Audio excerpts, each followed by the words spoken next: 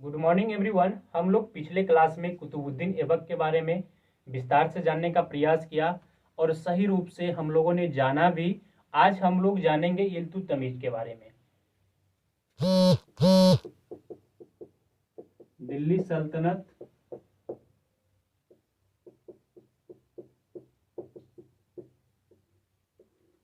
सबसे पहला प्रश्न उठता है कि इल्तुतमिश था कौन और कहाँ का रहने वाला था। भारत में इसका आगमन होता कैसे है। इल्तुतमिश जो था वह एक इलवरी जाति का तुर्क था, तुर्किस्तान का रहने वाला था। भारत आगमन का सबसे बड़ा श्रेय जो है वह कुतुबुद्दीन ऐबक को जाता है, क्योंकि जब 1197 ईस्वी में मोहम्मद गौरी के नेतृत्व में कुतुबुद्दीन ऐबक आक्रमण कर रहा होता है, तो उस बीच में उन्होंने क्या करता है कि जमालुद्दीन अदब से 1 लाख चीतल में इल्तुतमिश को खरीद लेता है। इस प्रकार से कुतुबुद्दीन ऐबक का दास हो जाता है इल्तुतमिश। और उत्तर भारत को जब अंतिम रूप से मोहम्मद गौरी जीत रहा होता है, तो उस समय इन्होंने महत्वपूर्ण भूमिका निभाता है, जिसके कारण से कुतुबुद्दीन ऐबक को कहकर मोहम्मद गौरी ने दास्ता से मुक्त कर देता है इल्तुतमिश को। अब हम लोग देखते हैं कि इल्तुतमिश दिल्ली सल्तनत की सिंहासन तक कैसे पहुंचता है। इल्तुतमिश कौन था? तो इलवरी जाति का तुर्क था, तुर्किस्तान का रहने वाला था। इसके पिता का नाम इलक खान था और कुतुबुद्दीन ऐबक का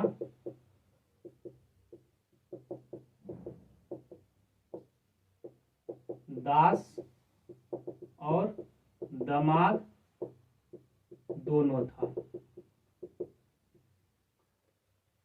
जब कुतुबुद्दीन ऐबक दिल्ली सल्तनत पर शासन कर रहा होता है, तो उस समय क्या था कि इल्तुतमिश बदायूं का सूबेदार था। कहाँ का सूबेदार था? तो बदायूं का सूबेदार था। बदायूं का सूबेदार 1210 ईस्वी में अचानक क्या होता है कि चौहान या पोलो खेलते हुए कुतुबुद्दीन ऐबक की मृत्यु हो जाती है। घोड़े से गिरने के कारण कुतुबुद्दीन ऐबक की मृत्यु होती है।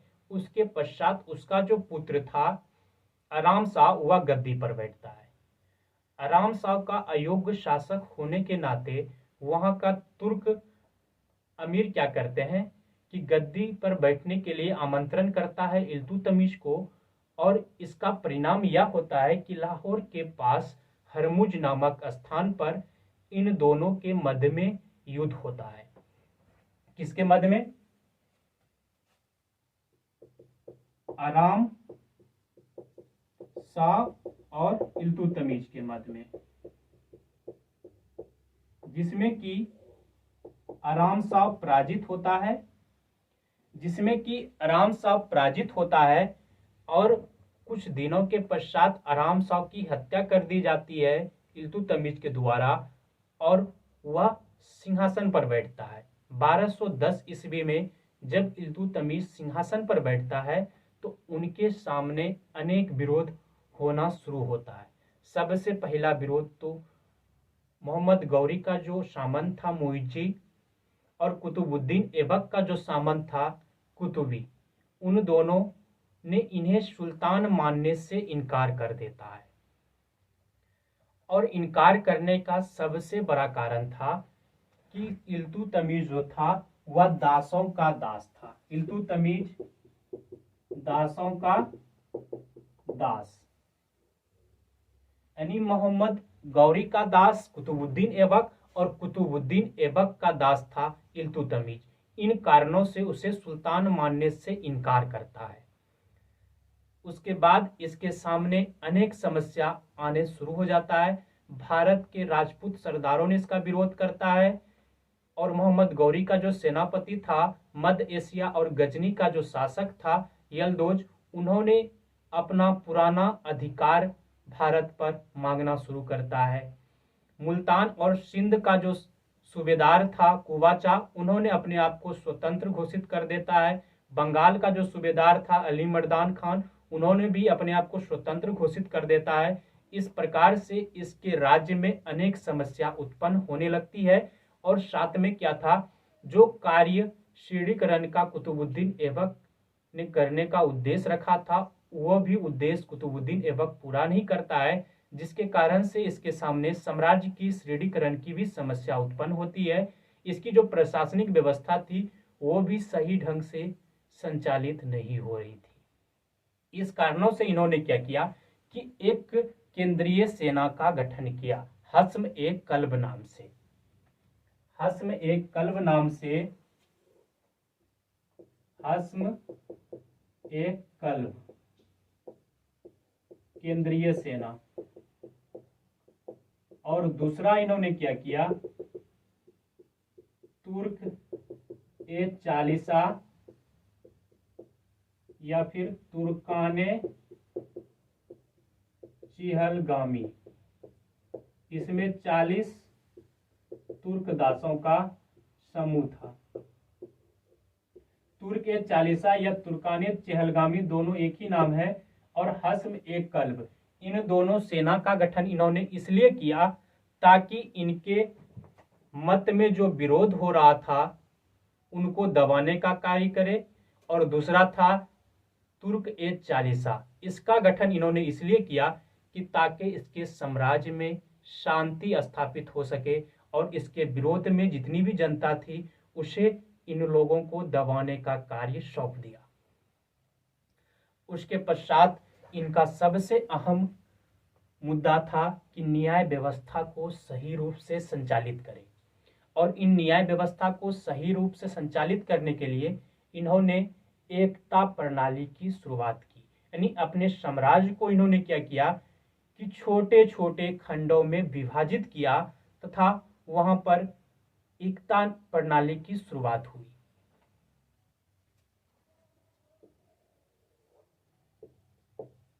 एकता, एकता जो है यह अरबी शब्द है।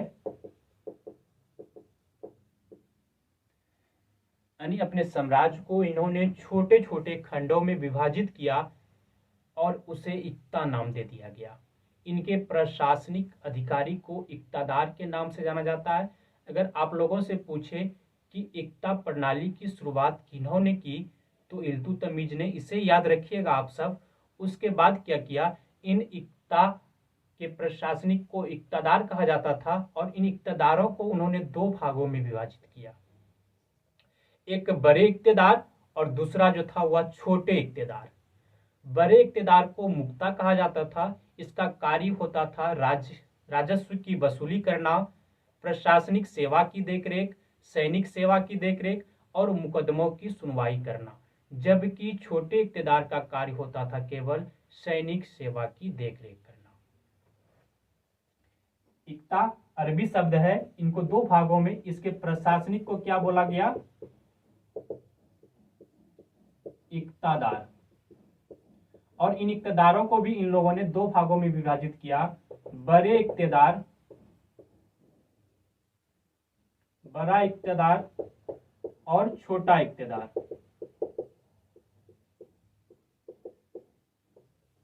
बड़े इक्तेदार का कार्य था राजस्व की वसूली करना, राजस्व वसूली,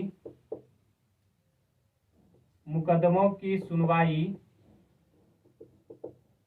उसके बाद सैनिक सेवा की देखरेख और राजस्व वसूली, मुकदमों की सुनवाई, सैनिक सेवा की देखरेख और प्रशासनिक देखरेख।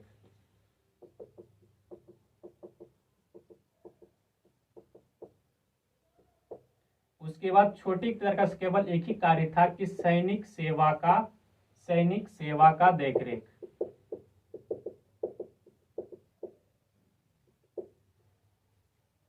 हम लोगों ने जानने का प्रयास किया कि कुतुबुद्दीन ऐबक का जो दास और दामाद दोनों था इल्तुतमिश, वह जब सिंहासन पर बैठा तो उनके सामने अनेक समस्या और संकट उत्पन्न हुई और उन समस्या और संकट को इन्होंने अच्छी तरह से दबाने का प्रयास किया।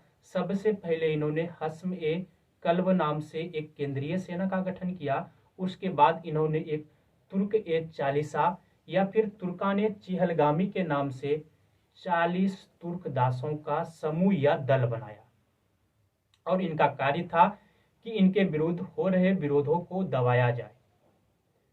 उसके पश्चात इन्होंने अपने साम्राज्य की शासन व्यवस्था को सुव्यवस्थित ढंग से संचालित करने के लिए इन्होंने क्या किया कि अपने साम्राज्य को छोटे छोटे खंडों में विभाजित किया और उसे इक्ता नाम दे दिया गया। इसके प्रशासनिक को इक्तादार कहा गया।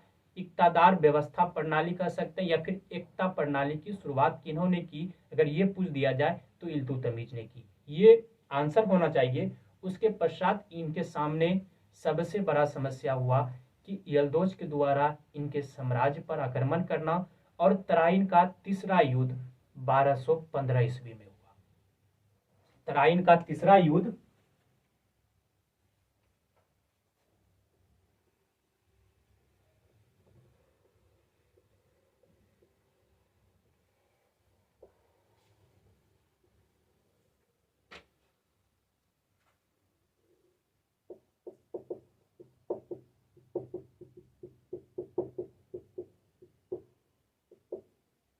1215 ईस्वी में इल्तुतमिश और यल्दोज के बीच में यह पराजित हुआ। जब तराइन का तीसरा युद्ध 1215 ईस्वी में यल्दोज और इल्तुतमिश के मध्य में हुआ तो उस समय क्या हुआ, इल्तुतमिश ने यल्दोज को पराजित किया, उसे बंदी बनवाया और दिल्ली के सड़कों पर उसे घुमाया गया और अंत में बदायूं में जाकर उसकी हत्या कर दी गई। इस प्रकार यल्दोज के द्वारा जो विरोध हो रहा था इल्तुतमिश के मध्य में, उसे दबाने का कार्य किया इल्तुतमिश ने। और उसके बाद उसका एक और विरोध कुवाचा के द्वारा किया जा रहा था। कुवाचा जब विरोध कर रहा था तो उन्होंने उसका जवाब में 1217 ईस्वी में लाहौर पर अधिकार किया। 1217 ईस्वी में लाहौर पर अधिकार किया। इससे भी सशर्त कुवाचा ने इल्तुतमिश के सामने आत्मसमर्पण नहीं किया तो इसके एवज में आकर इल्तुतमिश ने क्या किया, पुनः 1228 ईस्वी में कुवाचा का जो अधिकार क्षेत्र था उच्च पर अधिकार कर लिया। 1228 में उच्च पर अधिकार कर लिया और उच्च पर जब आक्रमण किया तो पुनः एक बार इल्तुतमिश ने कुवाचा को बोला कि तुम सशर्त हमारे सामने आत्मसमर्पण कर दो। लेकिन कुवाचा ने क्या किया कि सिंधु नदी में कूदकर अपनी आत्महत्या कर ली और इस प्रकार से इल्तुतमिश के विरोध में जो अभियान चलाया जा रहा था, कुवाचा और यल्दोज उन दोनों को अपने रास्ते से हटाया इल्तुतमिश ने। उसके बाद सबसे इल्तुतमिश ने जब कुवाचा और यल्दोज को पराजित करके उसकी हत्या कर दी गई, उसके पश्चात इसके साम्राज्य में सबसे बड़ा संकट चंगेज खान का रहा 1220 से 21 में। हम लोग उसके बारे में जानने का प्रयास करेंगे। 1220 से 21 ईस्वी में संकट इसके साम्राज्य में आने का सबसे मुख्य कारण था कि मंगोल आक्रमणकारी चंगेज खान के भय से भयभीत होकर जलालुद्दीन मगवर्नी कौन था, ख्वारिज्म शाह का पुत्र था। वह भयभीत होकर पंजाब आ पहुंचा और उसका पीछा करते हुए चंगेज खान भारत आ पहुंचा। जब भारत पहुंचता है चंगेज खान तो वह अपने दूत के द्वारा एक संदेश भेजता है इल्तुतमिश के साम्राज्य में, दरबार में, और कहता है न ही तू अपने यहाँ मगवर्नी को शरण देना, न ही उसकी रक्षा करना। और ठीक वैसा ही इल्तुतमिश ने अपने साम्राज्य को बचाने के लिए चंगेज खान के आक्रमण से उन्होंने मगवर्नी को न ही शरण दिया और न ही उसकी रक्षा की। और यह संकट कब टला? जब मंगवर्णी 1228 ईस्वी में जलालुद्दीन मंगवर्णी इसका पीछा करते हुए चंगेज खान, दूसरा नाम था इसका तेमुचिन, ये भी याद रखिएगा। और चंगेज खान को इतिहासकार क्या बोलते हैं? एक तरफ तो उसका महान भी बोलते हैं और उसको श्रापित भी बोलते हैं। चंगेज खान को इतिहासकार महान भी बोलते हैं और श्रापित भी बोलते हैं, ये याद रखिएगा। महान और श्रापित दोनों नाम से पुकारा जाता है।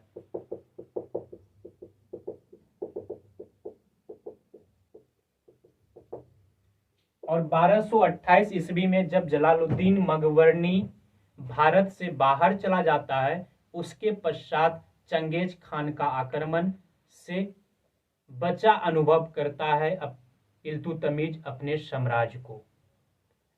उसके बाद इसके सामने सबसे बड़ी समस्या थी कि कुतुबुद्दीन ऐबक के मृत्यु के बाद बंगाल का जो सूबेदार था अली मर्दान खान, बंगाल का सूबेदार, बंगाल का अभियान,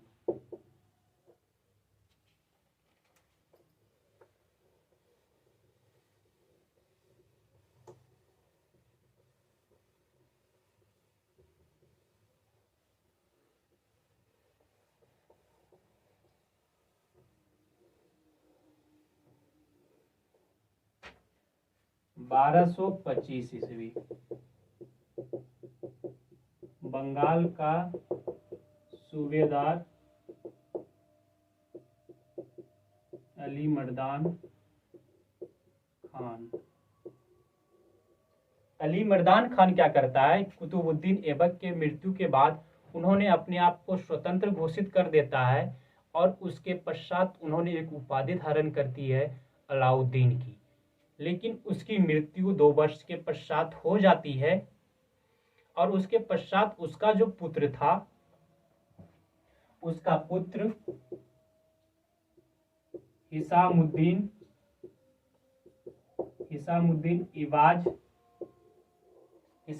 इबाज गद्दी पर बैठता है और उन्होंने एक उपाधि धारण करती है गयासुद्दीन आजिम की।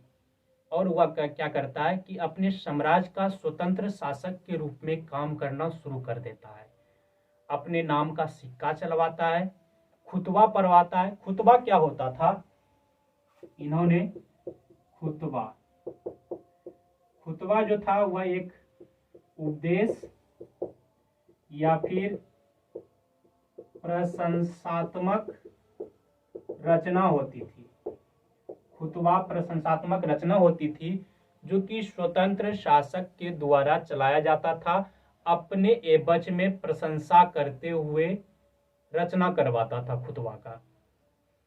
और ये देखते हुए क्या करता है, 1225 ईस्वी में इल्तुतमिश ने बंगाल पर आक्रमण करने की चेष्टा से अपने सेना के साथ प्रवेश करता है, लेकिन हिसामुद्दीन ने बिना युद्ध लड़े ही उसके सामने आत्मसमर्पण करता है तथा उसके अधिकार में रहकर शासन करने की बात कहता है।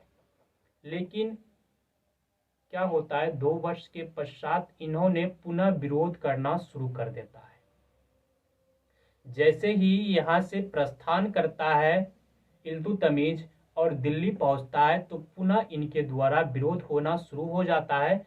उसके पश्चात इल्तुतमिश ने अपने ज्येष्ठ या प्रिय पुत्र नसीरुद्दीन महमूद को इसके विरुद्ध भेजता है। इस जगह हम लोग देख लेते हैं कि इल्तुतमिश की 4 संतानें थी।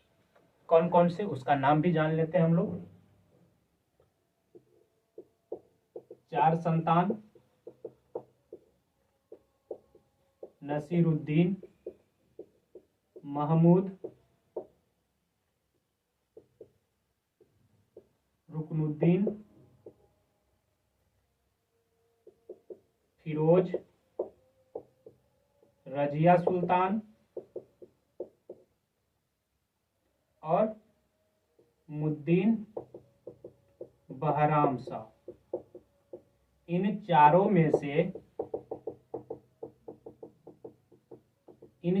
में से नसरुद्दीन महमूद को हिशामुद्दीन इबाज के खिलाफ आक्रमण करने के लिए 1227 ईस्वी में बंगाल भेजता है। और नसीरुद्दीन महमूद क्या करता है कि हिशामुद्दीन इबाज को पराजित करता है तथा उसके साम्राज्य जो था लखनौती पर अधिकार कर लेता है। बिहार बंगाल को मिलाकर लखनौती को अपना राजधानी बनाता है नसरुद्दीन महमूद। लेकिन क्या होता है कि 1227 में इन्होंने शासन करना यहाँ शुरू किया हिशामुद्दीन को पराजित करके नसरुद्दीन, और 18 माह के पश्चात यानी मान के चले लगभग 2 वर्ष के बाद उसकी मृत्यु हो जाती है। जिसके पश्चात क्या होता है कि इनके एवज में आघात पहुंचता है इल्तुतमिश को। जब नसरुद्दीन महमूद की मृत्यु होती है तो आघात पहुंचता है, और 1231 में इसके याद में क्या करता है, कुतुब परिसर के समीप ही सुल्तानगढ़ी के नाम से प्रसिद्ध भारत में प्रथम मकबरे का निर्माण होता है। नसरुद्दीन के याद में सुल्तानगढ़ी के नाम से विख्यात मकबरों का निर्माण होता है। और यह जो मकबरा इनके द्वारा बनाया गया, इसके पहले कोई भी शासक के द्वारा मकबरा नहीं बनाया गया था। और यह जो शासक है भारत में सर्वप्रथम मकबरे की शुरुआत होती है, ये याद रखिएगा। उसके बाद हम लोग जब नसरुद्दीन की 2 वर्ष के पश्चात मृत्यु हो गई तो उसके पश्चात पुनः वहां पर मलिक इख्तियारुद्दीन बल्का खिलजी के नाम से एक और सूबेदार ने शासन करना वहां पर शुरू कर दिया। जिसके एवज में क्या है, 1230 ईस्वी में पुनः बंगाल पर आक्रमण करना पड़ता है। यहाँ पर 1227 में नसरुद्दीन ने पराजित किया था इसको। इसके मृत्यु के पश्चात 1230 ईस्वी में पुनः इल्तुतमिश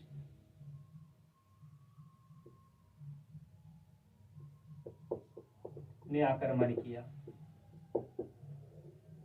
कि जब नसरुद्दीन महमूद की मृत्यु हो जाती है उसके पश्चात वहां पर उसका जो गद्दी था किन्होंने हत्या लिया, मलिक इख्तियारुद्दीन बल्का खिलजी ने, और वहां पर शासन करना शुरू कर दिया। जिसके पश्चात क्या होता है, पुनः इल्तुतमिश को 1230 ईस्वी में इस पर आक्रमण करना पड़ता है, इसे पराजित करता है और इसकी हत्या करता है, और पुनः बंगाल को दिल्ली सल्तनत के साम्राज्य में या फिर कहे तो अधिकार क्षेत्र में मिला लेता है। उसके बाद हम लोग देखते हैं इस बीच में और सारे राज्यों का, जैसे कि राजपूत सरदारों के द्वारा जो विरोध हो रहा था उनके दुर्ग पर भी इन्होंने अधिकार करता है। उसके बारे में हम लोग एक एक करके जानने का प्रयास करेंगे। बंगाल में हो रहे विरोध को अंतिम रूप से 1230 ईस्वी में इल्तुतमिश ने समाप्त किया, और इस बीच में इन्होंने बहुत सारे विजय अभियान भी चलाया।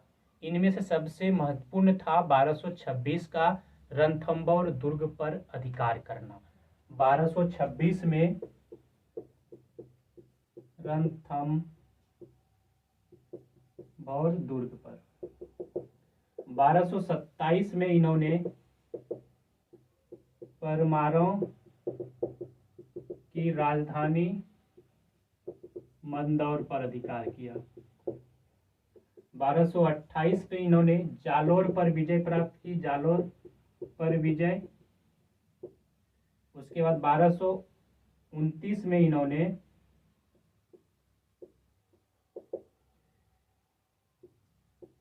अजमेर के विरुद्ध अभियान चलाया। 1229 को इन्होंने अब्बासी वंश के खलीफा से स्वीकृति पत्र प्राप्त किया। जब इन्होंने अंतिम रूप से बंगाल में हो रहे विरोध को दबाया 1230 में, उस बीच में इन्होंने बहुत सी प्रसिद्धि हासिल कर ली थी।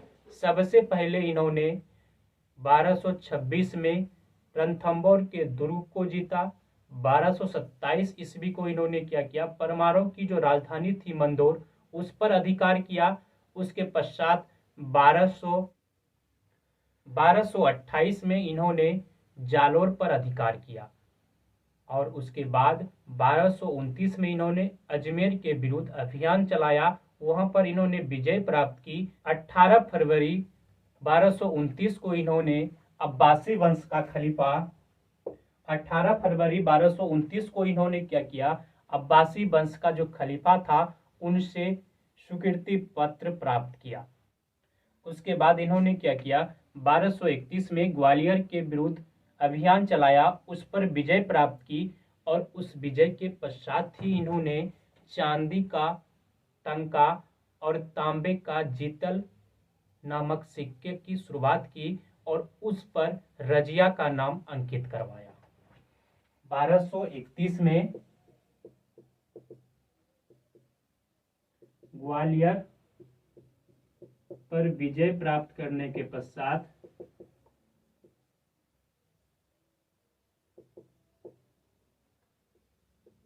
चांदी का टंका और तांबे का जीतल नामक सिक्का चलाया और इन दोनों सिक्कों पर रजिया का नाम अंकित करवाया। रजिया सुल्तान का नाम अंकित करवाया और इन्होंने क्या किया, दिल्ली टकसाल की स्थापना किया तथा सिक्कों पर टकसाल का नाम भी लिखवाया। 1231 का जब इन्होंने विजय अभियान चलाया और उसमें विजय प्राप्त की, उसके पश्चात इन्होंने चांदी का टंका और तांबे का जीतल नाम का 2 सिक्के निकाला और उन दोनों सिक्कों पर इन्होंने क्या किया, रजिया का नाम अंकित करवाया, दिल्ली टकसाल का नाम अंकित करवाया। इन्होंने दिल्ली टकसाल की स्थापना की और उसके पश्चात इनका 1236 में बामियल के विरुद्ध अभियान था। 1236 में बामियल के विरुद्ध अभियान था जिसमें कि इसे बुखार लगी और इसकी मृत्यु 30 अप्रैल 1236 ईस्वी में हो गई। 1236 में जब बामियल के विरुद्ध इसका अभियान चला तो उस क्रम में क्या हुआ कि इसे बुखार लग गई और जिस कारणवश से इसकी मृत्यु 30 अप्रैल 1236 ईस्वी में हो गई। इसका जो मकबरा है वह दिल्ली में ही स्थित है और एक कक्षीय मकबरा के नाम से प्रसिद्ध है। उसके बाद हम लोग देखते हैं कि इनका जो शासन काल रहा वह 26 वर्षों का शासन काल रहा, 26 वर्ष का, और इन 26 वर्षों में इन्होंने अनेक निर्माण कार्य किए। उन निर्माण कार्य को हम लोग एक एक करके जानने का प्रयास करेंगे। इल्तुतमिश की मृत्यु जो है वह 30 अप्रैल 1236 ईस्वी में हो जाती है। इसकी मृत्यु 30 अप्रैल 1236 ईस्वी में और 1210 से लेकर 1236 तक यह शासन करता है और इस क्रम में इन्होंने अनेक निर्माण कार्य किए। कौन कौन सा निर्माण कार्य किए? सबसे पहले तो इन्होंने मकबरा निर्मित करने का श्रेय इसी को है, यानी सबसे पहला मकबरा जो नसीरुद्दीन महमूद के मृत्यु के पश्चात 1231 में बनवाया गया था वह इन्हीं के द्वारा बनवाया गया था भारत में। उसके बाद बदायूं में जमा मस्जिद बनवाया गया, नागौर में अतारकिन का दरवाजा, अजमेर की मस्जिद का निर्माण करवाया, दिल्ली में विद्यालय की स्थापना की, दिल्ली में मदरसा म्यूजियम की स्थापना की, दिल्ली में हौज ए शमसी, ये जो हौज ए शमसी था यह एक तालाब का नाम है, इसका स्थापना किया था इल्तुतमिश ने। उसके बाद इसका जो प्रधानमंत्री था जुनैदी था, ये याद रखिए, इसके दरबार में मिनहाज उज सिराज रहते थे, जुनैदी रहते थे और ताजुद्दीन मलिक ताजुद्दीन रहते थे। इन्होंने न्याय के लिए क्या किया था, अपने महल के सामने में 2 सिंह की मूर्ति की स्थापना की और उनके गले में घंटी लगा दी। जिस भी व्यक्ति को न्याय की आवश्यकता होती थी वह लाल कपड़ा को पहनकर उस घंटी को बजाता था, जिससे कि पता चल जाता था कि इस व्यक्ति को न्याय की आवश्यकता है। इल्तुतमिश के बारे में आज हम लोगों ने पढ़ा, अच्छी तरह से समझा और जाना भी। जिन लोगों को हमारा यह वीडियो अच्छा लगा हो उसे लाइक अवश्य कर दीजिएगा, अपने दोस्तों में शेयर कीजिएगा, और जो लोग अभी तक हमारे चैनल को सब्सक्राइब नहीं किए हैं कृपया चैनल को सब्सक्राइब कर लीजिए। धन्यवाद आप सभी को, जय हिंद। मिलते हैं अगले क्लास में।